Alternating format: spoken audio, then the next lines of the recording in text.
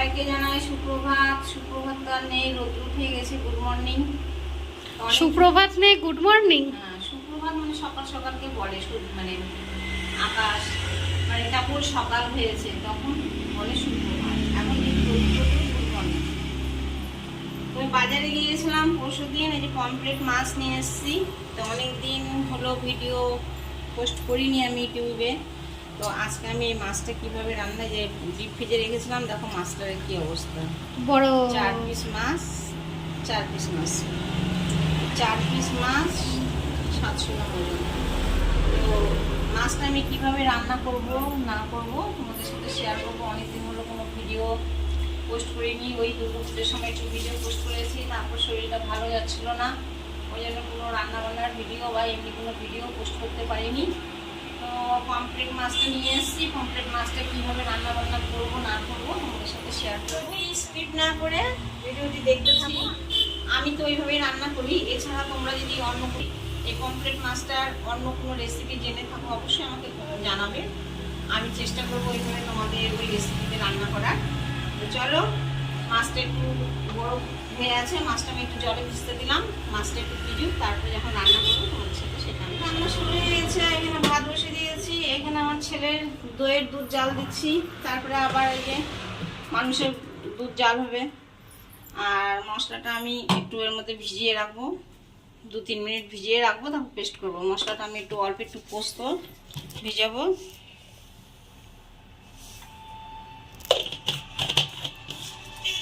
একটু পোস্ত দিলাম আর একটু সরষা দেব।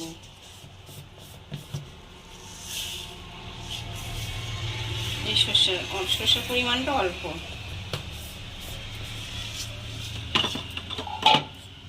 রসুন, অল্প একটু টমেটো, এই কাঁচা লঙ্কাটা, আর এই কয়েকটা কাঁচা লঙ্কা, কারণ কাঁচা লঙ্কা গোটা দেবো আবার। আর পেঁয়াজ পেস্ট করবো না, কেননা পেঁয়াজ পেস্ট আছে। তো এটা আমি জলে একটু ভিজিয়ে রাখবো, ভিজিয়ে রাখলাম। এটা 5 মিনিট একটু ভিজালে পেস্টটা ভালো হয়, মানে তাড়াতাড়ি হয়ে যায়। ওই যে ভাত ভাত ওই পেস্টটা ভিজুক একটু। এই দেখো ভাতের জল এসে গেছে, ওইদিকে ছেলের দইও প্রায় মোটামুটি হয়ে এসছে। এই অবধি এখন আমার রান্না চলছে। বন্ধুরা, এই যে মাছগুলোকে ভিজিয়ে রেখেছিলাম একটু ভিনিগার দিয়ে। ভিনিগারটা দিলে কি হয়, আমার মনে হয় একটু গন্ধটা চলে যায়, কোনো গন্ধ থাকলে। আমি তো এই যে সমুদ্রের মানে সামুদ্রিক জাতীয় মাছ খেতে পারি না, শুধু খাওয়ার মধ্যে এই পমফ্রেট মাছটাই খায় আর গলদা চিংড়িটা খায়। মেয়েরা তো বউ খেতে পারে। মাছটা ভিজিয়ে রেখেছিলাম, ভিজানো হয়ে গেছে, বরফটা কেটে গেছে। আমি একটু এখানে পরিষ্কার করে নেব।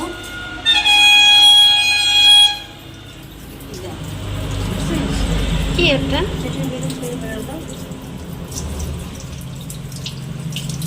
মাছটা আমি পরিষ্কার করে নিয়ে লবণ হলুদ আর একটু সরষের তেল দিয়ে মেখে রাখবো। ভেন্ডি ফ্রাই বানাবো। ভেন্ডি ফ্রাইটা করার পরে তারপরে মাছটা রান্না শুরু করবো। মাছগুলো দেখেছো বন্ধুরা কি বড় বড়। এর আগে পমফ্রেট মাছ নিয়ে এসেছিলাম, এত বড় সাইজটা ছিল না। এরকম বড় বড় দেখে আমি যার কাছ থেকে মাছ নিই, ও বলছে যে মাছের সাইজটা ভালো আছে, মাছটাও ভালো আছে, মাছটা নিয়ে যান। এই কারণে মাছটা নিলাম, না তো আমি বোয়াল মাছ নিয়েছিলাম, মাছটা নেওয়ার কোনো যুক্তি ছিল না। কিন্তু মাছটা নিয়ে এসেছি দেখে, মাছটা বোয়াল মাছ নিয়ে এসেছিলাম, ওদের 2 দিন হয়ে গেল। না হলে কালকে তো বৃহস্পতিবার গিয়েছে, কালকে মটন রান্না হতো। যে বোয়াল মাছটা 2 দিন খাওয়া হয়ে গেল, মটন হয়নি। আর আজকে যে মাছটা রয়েছে, এই জন্যে আজকেও কোনো মটন টটন নেই। একবার মটন খেতে খেতে রবিবার, কেন কালকে তো শনিবার। একটু হলুদ দিলাম,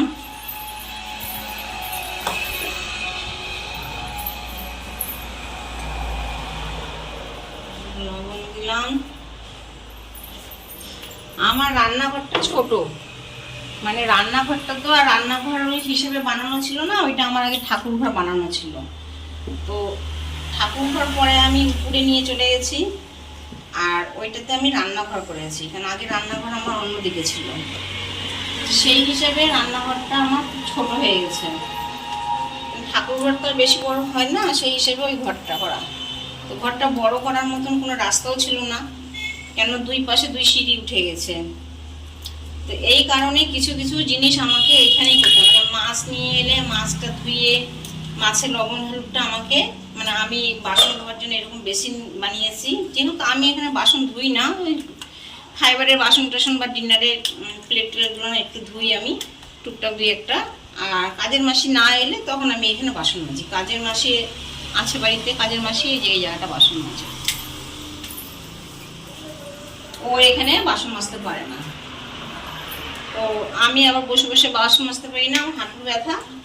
তো ওই জন্য আমি এখানেই দাঁড়িয়ে দাঁড়িয়ে বাসন মাজি। তো এই জায়গাটা মুখ টুক ধোয়া হয় না, আমার মুখ ধুই না এই জায়গাটা। এই জন্যই মাছটা নিয়ে এলে না, আমি এইখানেই মাছটা ধুয়ে এইখানেই লবণ হলুদটা মেখে নিয়ে আসি। তোমরা হয়তো ভাববে যে এই বেসিনের মধ্যে কেন লবণ হলুদ মাখছি, তো এই জন্যে কারণটা তোমাদেরকে জানিয়ে দিলাম।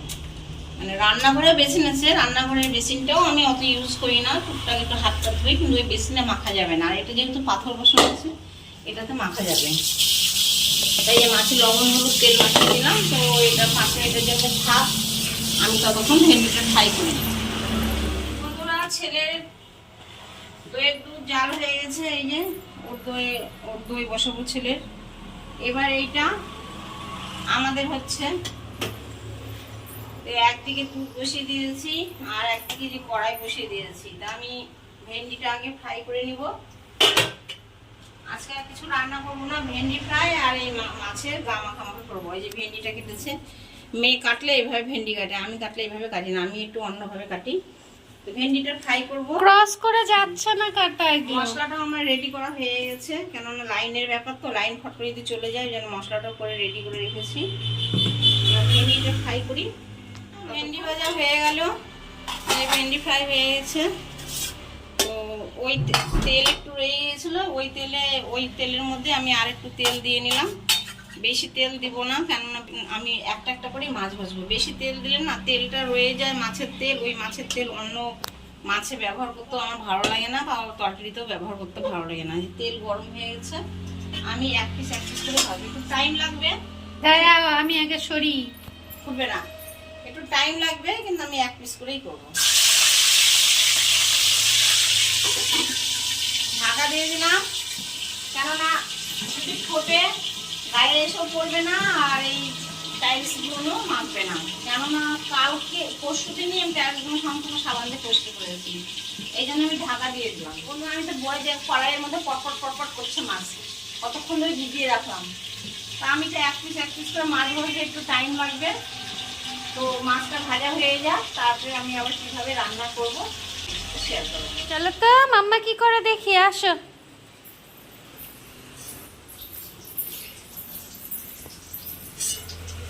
হয়ে গেছে?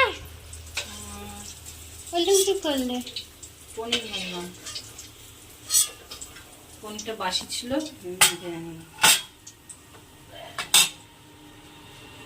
মাছ ভাজা হয়ে গেছে? মাছ ভাজা হয়ে গেছে। এবার তো বন্ধুরা, এই যে মাছ ভাজা কমপ্লিট।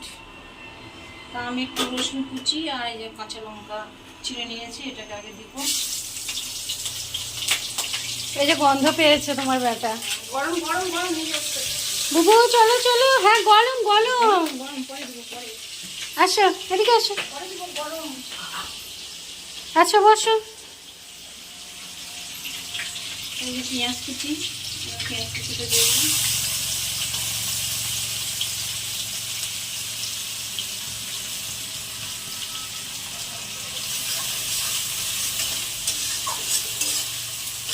পেঁয়াজ কুচির সাথে আমি টমেটো দিয়ে দেবো।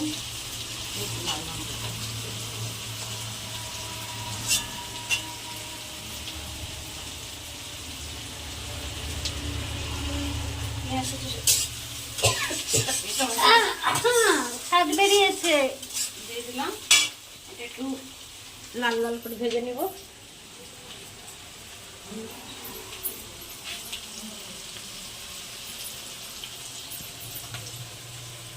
তো এই যে পেঁয়াজ রসুন ভাজা হচ্ছে, এটা ভাজতে ভাজতে আমি হলুদটা দিয়ে দেবো।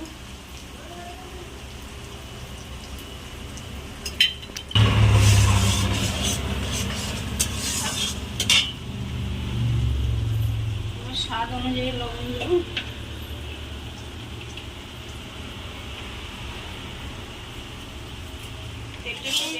মশলা তো এখানে করে রেখেছি সর্ষে, পোস্ত, কাঁচা লঙ্কা, টমেটো আর একটু রসুন। আমি এখানে সামান্য পরিমাণ জিরে পাউডার দেবো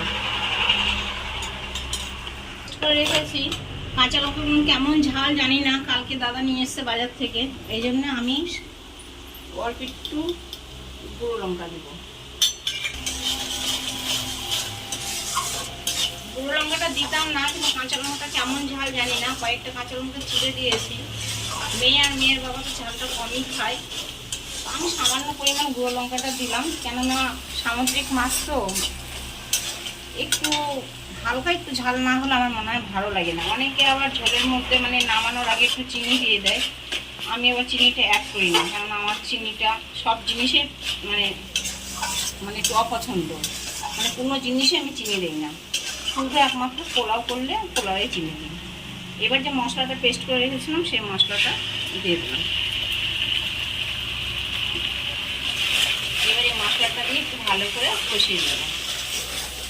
মশলাটা বাটিতে একটু লেগে আছে, এটা একটু জল দিয়ে ধুয়ে দিব, মানে বাটির গায়ের মতো অনেকটা লেগেছিলো, ওই জন্য একটু জল দিয়ে ধুয়ে দিলাম।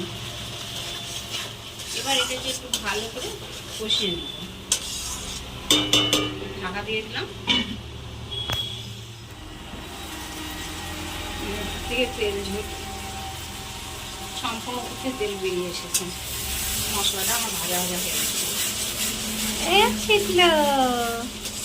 তো বটে, রান্নাঘরে যদি তেল মশলা না ছিটে তাহলে আর রান্নাঘর দিয়ে রান্নাঘর হলো? রান্নাঘরে যদি অত আরামে রান্না করা যায় তাহলে আর রান্না যারা করে রাঁধুনি তারা কি আর তাদের স্বামীদেরকে ছেলে মেয়েদেরকে এত কথা শোনায়? খেতে তো ভালোই লাগে, করতে কতটা ঝামেলা হয়। তার থেকে খোলা আকাশের নিচে রান্না করে ঝিঙ্গা লালা গোল করে। এই বন্ধুরা দেখো, মশলার গা থেকে দেখো তেল বেরিয়ে এসেছে, মশলাটা আমার ভাজা হয়ে গেছে। আমি তো এইভাবেই করি, সর্ষে পোস্ত আর হালকা একটু জিরা, আমি আদা দিলাম না, ও তো পেঁয়াজ পেস্ট দিতে ভুলেছি। আমি শুধু ভুলে যাই না, মাও ভুলে যায়। বন্ধুরা একটু পেঁয়াজ বাটনাটা দিব, সেটা আমি ভুলে গিয়েছিলাম। ভুলে যাওয়ার কারণটাও আছে, আমি অন্য সময় পেঁয়াজ বাটনার বাটিটা ফ্রিজ থেকে বের করে নিয়ে এসে রাখি, কিন্তু সেটা আজকে রাখা হয়নি, এই কারণে একটু ভুলে গিয়েছি। আর দ্বিতীয় কারণ হচ্ছে আজকে আমাদের দোকানে কোনো কর্মচারী আসেনি, দাদা দোকানে একা একা, মানে অর্ধেক মন এখানে আছে আর অর্ধেক মন আছে দোকানে। দাদা একা একা ঝটপট রান্নাবান্না সেরে খেয়ে দেন, দোকানে গিয়ে দাদাকে একটু হেল্প করতে হবে, কেননা দোকানে কাস্টমার আসলে দাদা একা একা মুশকিল হয়ে যায়। সবাই তো জানো আমাদের হাট হাউসের দোকান, দাদা চাকরি করতে আগে সিআরপিতে, তারপর হার্ট অপারেশন হওয়ার পরে সে 17 বছর চাকরি করে রিটায়ারে চলে এসেছে। আমাদের বাড়ির সাথে হার্ট হাউসের দোকান, দোকানে অতটা তেমন বসি না, কিন্তু রান্না বান্না করার পর যেটুকু সময় থাকে সেটুকু টাইম আমি বসি। তো বন্ধুরা আমার তো মশলাটা প্রায় ভাজা হয়ে গিয়েছিল, পেঁয়াজ বাটাটা আমার দিতে ভুলে যাওয়াতে আমি আবার একটু মশলাটাকে ভালো করে ভেজে নিচ্ছি, না তো পেঁয়াজটা কাঁচা গন্ধ থেকে যাবে। আগে মাছটা দিই,